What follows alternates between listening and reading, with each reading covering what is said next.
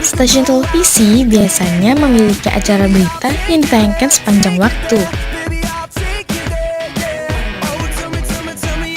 Menulis berita bukan sekedar mencurahkan isi hati, melainkan menulis berita harus aktual, informatif, dan dapat dipertanggungjawabkan kebenarannya. Kualitas berita tentu harus memenuhi kriteria umum penulisan. Karena itulah seorang jurnalis harus melengkapi 5W+1H yang sudah menjadi makanan sehari-hari seorang jurnalis. Tujuannya agar berita itu mudah disusun dalam pola yang sudah baku dan mudah dipahami oleh khalayak. 5W+1H adalah 6 unsur dasar yang harus terdapat dalam berita.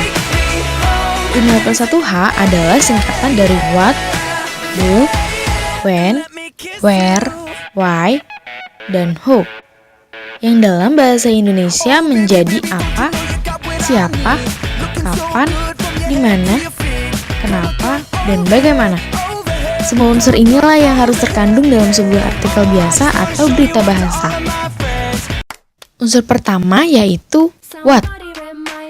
What adalah unsur yang mengandung apa yang sedang terjadi di dalam peristiwa yang akan diangkat dan dilaporkan kepada khalayak. Unsur yang kedua yaitu who. Who merupakan penjelasan objek utama berita. Unsur ini meliputi tokoh yang diliput, berarti siapa dia, apa pekerjaannya, dan apa relevansinya dengan peristiwa yang diangkat. Kehadiran polisi akan mengurangi peluang bagi orang-orang yang mempunyai niat tidak baik. Unsur yang ketiga yaitu where. Where merupakan keterangan tempat di mana peristiwa itu terjadi. Keterangan tempat tersebut merupakan hal yang sangat diperlukan saat pembuatan berita. Keterangan tempat harus spesifik dan tidak boleh salah. Unsur yang keempat yaitu when.